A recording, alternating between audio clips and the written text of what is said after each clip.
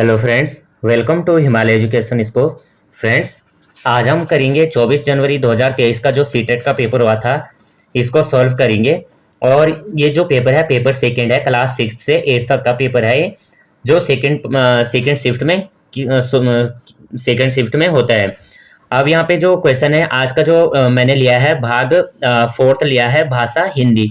इससे पहले भी मैं जो 25 जनवरी को जो पेपर हुआ था 2023 का, वो भी सॉल्व किया हुआ है। उसके चारों पोर्शन जो भाग है वो मैंने अपलोड कर लिए हैं।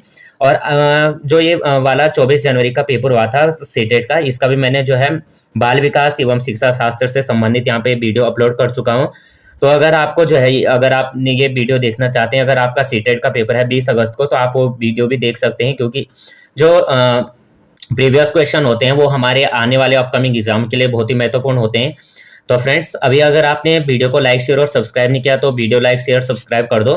अब हम यहाँ पे क्वेश्चन स्टार्ट करते हैं। भाषा हिंदी, प्रश्न संख्या 91 से 99 दिए गए गद्यांश के आधार पर हमने यहाँ पे प्रश्न को बताना है। 12 जनवरी 2013 को स्वामी विवेकानंद की 150वीं जन्म जयंती पूरे देश में मनाई गई।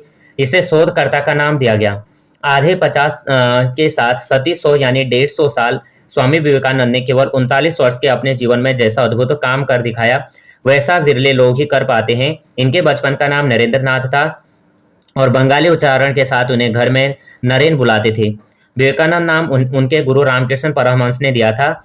अन्य देशों में भारत को स्वाभिमान के साथ एक नई पहचान दिलाने वाले विवेकानंद का नाम बड़ी श्रद्धा से लिया जाता है। वे अत्यंत संवेदनशील थे और कवि थे, प्रकांड विद्वान थे, गंभीर अध्येता थे, चिंतक थे और साधक थे। अद्भुत स्मरण शक्ति के धनी थे, असाधारण वक्ता थे, यायावर थे, दूरदृष्टा थे, परम साहसी थे और दबे कुचलों की आवाज थे। प्रगतिशील थे, धार्मिक थे पर धर्मांध नहीं थे। वे साधु के साधु थे, ऋषियों के ऋषि थे, सन्यासियों के सन्यासी थे। स्वामी विवेकानंद विराट भक्त की समग्र पहचान थे। तो अब यहाँ से हमें जो है क्वेश्चन दे गए हैं, यहाँ से हमें क्वेश्चंस के आंसर्स बताने हैं कि अंदर कौन से गुण थे। तो स्वामी विवेकानंद के कौन से गुण थे? राइट आंसर ऑप्शन नंबर 1, चिंतक, दूरदृष्टा, कुशल वक्ता। तो स्वामी विवेकानंद के अंदर चिंतक, कुशल वक्ता के गुण थे। वह अत्यंत संवेदनशील, कवि, प्रकांड विद्वान, गंभीर अध्येता, चिंतक, साधक, अद्भुत स्मरण शक्ति के धनी, असाधारण वक्ता, यायावर, दूरदृष्टा, परम साहसी, दबे कुचलों की आवाज, प्रगतिशील तथा धार्मिक थे, लेकिन धर्मांध नहीं थे। तो right answer option number 1। Next question 92, Swami Vivekananda ji के गुरु कौन थे? तो 92 का राइट आंसर हो जाएगा, स्वामी विवेकानंद जी के गुरु थे स्वामी रामकृष्ण परमहंस। स्वामी विवेकानंद जी के गुरु स्वामी परमहंस रामकृष्ण परमहंस थे और स्वामी विवेकानंद जी को विवेकानंद नाम उनके गुरु रामकृष्ण परमहंस ने ही दिया था। नेक्स्ट क्वेश्चन 93, विद्यार्थी वर्ग को स्वामी विवेकानंद जी के जीवन से किन गुण का आत्मसात करना चाहिए? तो 93 का राइट आंसर हो जाएगा ऑप्शन नंबर 2, अध्ययनशीलता। स्वामी विवेकानंद जी ने अपने जीवन में अध्ययनशीलता के गुण को जिस प्रकार से आत्मसात किया, उसी प्रकार से विद्यार्थी वर्ग को भी अपना जीवन में इस गुण को अपनाना चाहिए, जिससे वे भी विवेकानंद जी की तरह महान बन सके। क्वेश्चन नंबर 94 है, सार्ध सती से तात्पर्य है स्वामी विवेकानंद जी की 150वीं जयंती। तो राइट आंसर ऑप्शन नंबर 4, सार्ध सती से तात्पर्य स्वामी विवेकानंद जी की 150वीं जन्म जयंती से है। 12 जनवरी 2013 को स्वामी विवेकानंद जी के 150वीं जयंती संपूर्ण देश में मनाई गई, जिसे सार्ध सती नाम से दिया गया है। भारत की पहचान किससे की गई है? तो भारत की पहचान किससे की गई है? 95 का राइट आंसर हो जाएगा स्वामी विवेकानंद जी से। स्वामी विवेकानंद जी से भारत की पहचान कहा गया है। 95 में जो है भारत की पहचान स्वामी विवेकानंद जी से है। अन्य देशों में भारत को स्वाभिमान के साथ एक नई पहचान दिलाने वालों में विवेकानंद बड़ी श्रद्धा से लिया जाता है। क्वेश्चन नंबर 96, गद्यांश के आधार पर कौन सा कथन असत्य है? तो 96 का राइट आंसर हो जाएगा ऑप्शन नंबर 4, स्वामी विवेकानंद जी साधारण वक्ता थे। तो स्वामी विवेकानंद जी साधारण वक्ता नहीं थे। 95 में है, भारत की पहचान स्वामी विवेकानंद जी से अन्य है। अन्य देशों में से भारत को स्वाभिमान के साथ एक नई पहचान दिलाने वाले में विवेकानंद का नाम बड़ी श्रद्धा से लिया जाता है। 96 में कहा जा रहा है कि गद्यांश के आधार पर जो है कथन 4 जो है असत्य है।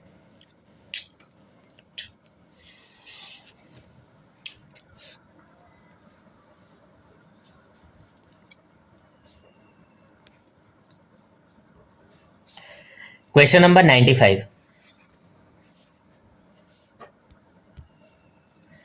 क्वेश्चन नंबर 95 है, भारत की पहचान किससे है? तो भारत की पहचान किससे है, 95 का राइट आंसर हो जाएगा ऑप्शन नंबर 2, स्वामी विवेकानंद जी से।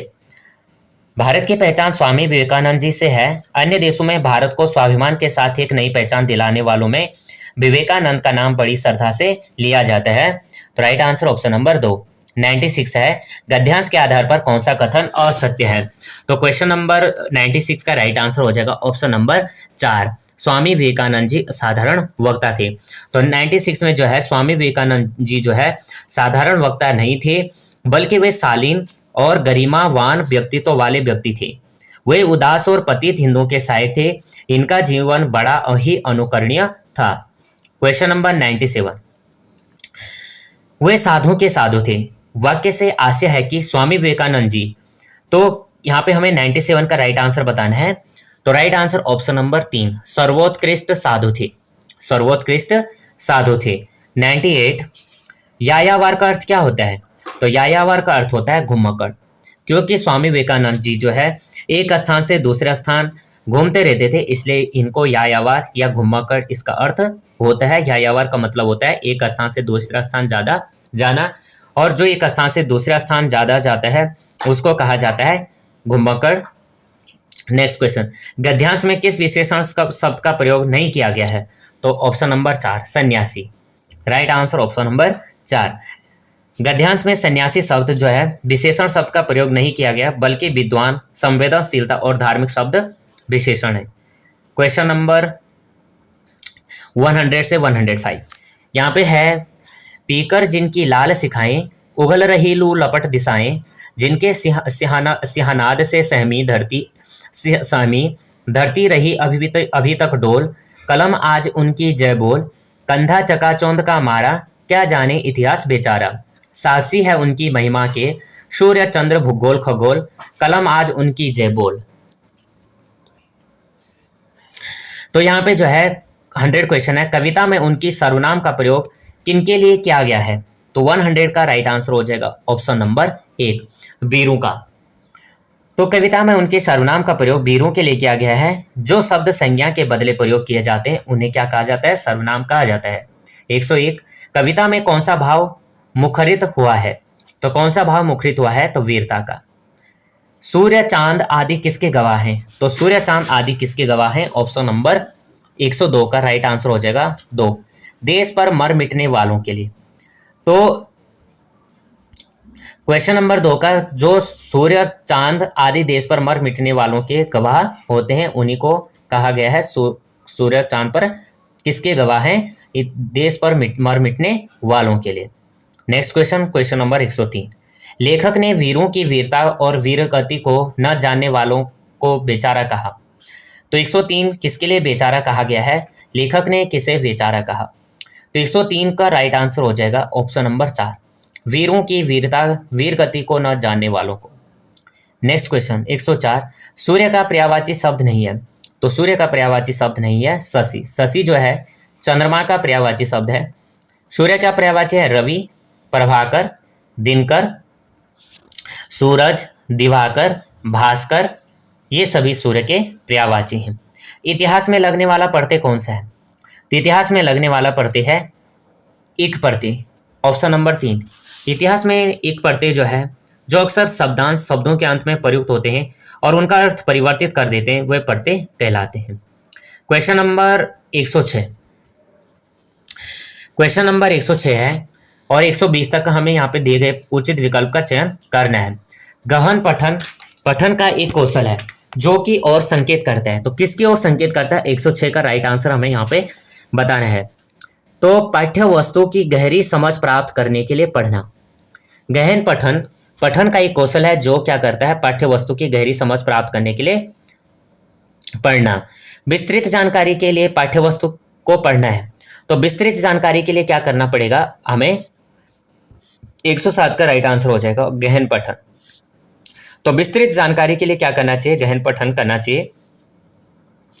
गहन पठन की आवश्यकता होती है जैसे किसी विशेष सूचना की जानकारी विषय में पढ़ना और नौकरी संबंधी विज्ञापन में दी गई सूचना का पठन इसके अंतर्गत आता है। लेखन प्रक्रिया में मसौदा तैयार करना डैश के बाद आता है। तो 108 का राइट आंसर हो जाएगा ऑप्शन नंबर 1, योजना बनाना। लेखन प्रक्रिया में मसौदा तैयार योजना बनाना के बाद आता है। लेखन प्रक्रिया के पूर्व लेखन चरण में सोचना, नोट्स लेना, दूसरों में से बात करना, विचारों का मंथन करना, रूपरेखा तैयार करना और जानकारी एकत्र करना शामिल है। 109 लेखन प्रक्रिया के चरण क्या हैं? तो 109 का राइट आंसर हो जाएगा प्रकाशन पर समाप्त होते हैं। लेखन प्रक्रिया आधारित सोपानों के लिए सही क्रम क्या है? सबसे पहले है मानस मंथन, फिर है प्रारूपण, दोहराना और संपादन। तो राइट आंसर हो जाएगा ऑप्शन नंबर 1। 110 मुक्त लेखन को उस लेखन की तरह व्याख्यायित किया जा सकता है। तो किसकी तरह व्याख्यायित किया जाता है? ऑप्शन नंबर 110 का राइट आंसर हो जाएगा 3, नियमों को ध्यान में रखे बिना जो भी मन में आए उसे लिख लेना। 112 भाषा में ध्वनि की सबसे छोटी इकाई कौन सी है? तो राइट आंसर हो जाएगा ऑप्शन नंबर 3, स्वर्णिम। 112 का राइट आंसर हो जाएगा ऑप्शन नंबर 3, स्वर्णिम। भाषा में ध्वनि की सबसे जो छोटी सार्थक इकाई क्या है? वो है स्वर्णिम। किसी भाषा या बोली में स्वर्णिम उच्चारित ध्वनि सबसे अर्थपूर्ण छोटी इकाई है। स्वर्णिम के लिए ध्वनिग्राम, स्वर्णग्राम आदि शब्द भी प्रयुक्त होते हैं। Next question, question number 113। एक शिक्षिका का यह विश्वास है कि मानव भाषा भी उसी तरह सीखता है जैसे वह अनुभव के माध्यम से अन्य दूसरे कौशल तथा योग्यताएं सीखता है। वह किस सिद्धांत के विचार से सहमत है? तो 113 का राइट आंसर हो जाएगा ऑप्शन नंबर 3, स्किनर। तो राइट आंसर ऑप्शन नंबर 3 हो जाएगा 113 का। एक शिक्षिका का यह विश्वास है कि मानव भाषा भी उसी तरह सीखता है जैसे वह अनुभव के माध्यम से अन्य दूसरे कौशल तथा योग्यताएं सीखता है। वह स्किनर सिद्धांतवादी के विचार से सहमत हैं और स्किनर के अनुसार बच्चे किसी वयस्क के वाचन के उपरांत उसे अनुकरण द्वारा दोहराते हैं। Question number 114। छोटे बच्चों से बात करते समय सरल वाक्य, उच्चतान और अनुतान में बदलाव के उदाहरण है। तो 114 का राइट आंसर हो जाएगा ऑप्शन नंबर 4, बाल निर्देशित वाक्य। छोटे बच्चों से बात करते समय सरल वाक्य, उच्चतान और अनुतान में बदलाव बाल निर्देशित वाक्य के उदाहरण है। बाल निर्देशित वाक्य में बालक को भाषा के विषय में बताया जाता है जिससे शिक्षक बच्चों की सहायता करते हैं और इससे बच्चों के बोलने की दक्षता को विकसित किया जाता है। Question number 115।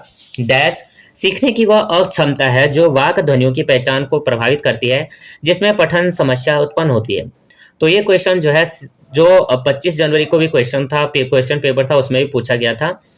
तो 115 का राइट आंसर हो जाएगा option number 3, dyslexia. Question number 116। कक्षा 6 का शिक्षार्थी उच्चारण में त्रुटियां करता है, शिक्षक उसकी मदद कर सकते हैं। तो कब उसकी मदद कर सकते हैं 116 बताएगा। तो आंसर हो जाएगा जब बच्चा पढ़ना समाप्त कर दे तब तक सही उच्चारण बताना। यानी जब बीच में बच्चा अगर पढ़ता है तो बीच में बच्चा क्या हो जाएगा, उसका मनोबल जो है कम हो जाएगा और वह त्रुटियां वहां पे नहीं समझ पाएगा। लेकिन जैसे वह क्या करेगा, अपना पाठ पूरा यहाँ पे कर लेता है तो उसके बाद जो है हमें क्या करना चाहिए, बच्चे को बताना चाहिए कि आपने यहाँ पे ये गलती की और आप इसको दोहरा सकते हैं। दोहरा के आप जो है ये गलती आपको दोबारा नहीं दोहरानी है और इन गलतियों को आपको इस तरह से सुधारना है। Question number 117। 117 है बच्चे के भाषा सीखने में मुद्रित समृद्ध परिवेश को लाभदायक माना जाता है। ऐसे परिवेश के निर्माण का सर्वश्रेष्ठ उदाहरण है। तो 117 का राइट आंसर हो जाएगा ऑप्शन नंबर 2, रोचक कहानियां, कविताएं एवं बच्चों से संबंधित जानकारी कक्षा और विद्यालय की दीवारों पर लगाना। Question number 118। निपुण भारत मिशन के अनुसार लक्ष्य सभी राज्य द्वारा प्राप्त किए जाने चाहिए। कक्षा एक में समझ के साथ पढ़ने के लक्ष्य इस प्रकार है। तो क्वेश्चन नंबर 118 का राइट आंसर हो जाएगा ऑप्शन नंबर 3, आयु उपयुक्त अपरिचित पाठ्य वस्तु में कम से कम 4 से 5 सरल शब्दों से बनने वाले छोटे वाक्य पढ़ना। Question number 119। परीक्षा के लिए किसी विषय को सीखने के लिए किसी पठन तकनीक का उपयोग किया जाता है। तो 119 का राइट आंसर हो जाएगा option number 2, scanning. Next question है, अब जो स्कैनिंग है इसके बारे में देख लेते हैं। स्कैनिंग पठन तकनीक का उपयोग किया जाता है सीखने के लिए और स्कैनिंग तेज गति से पढ़ाने की तकनीकी है जो पढ़ने की रणनीति का एक हिस्सा होती है। एक शिक्षिका अपने शिक्षार्थियों की लेखन योग्यता में प्रगति देखना चाहती है तो उनके लिए सर्वाधिक विश्वसनीय उपकरण कौन सा रहेगा। राइट आंसर हो जाएगा ऑप्शन नंबर 3, पोर्टफोलियो। एक शिक्षिका जो है अपने शिक्षार्थियों की लेखन योग्यता में प्रगति देखना चाहती है, तो उनके लिए सर्वाधिक विश्वसनीय उपकरण होगा पोर्टफोलियो। पोर्टफोलियो कर्मित प्रगति का आकलन करने में सहायता करता है और पोर्टफोलियो से बच्चे की विभिन्न अवस्थाओं में भाषा विकास दर का पता चलता है और एक शिक्षक को बच्चे की प्रगति और भाषण क्षमता आकलन के बारे में जानकारी मिलती है। तो फ्रेंड्स, अभी हमने जो है यहाँ पे 120 तक के क्वेश्चन किए और जो ये आज का लेक्चर था ये था हिंदी का जो पेपर था, सेकंड पेपर, इससे हमने यहाँ पे क्वेश्चन लिए। और ये क्वेश्चन जो है फ्रेंड्स, अपकमिंग एग्जाम जो 20 अगस्त को आएगा उसके लिए बहुत ही महत्वपूर्ण पेपर है ये। तो फ्रेंड्स, अगर आपको ये जो लेक्चर है ये पसंद आया हो तो प्लीज़ वीडियो को लाइक शेयर और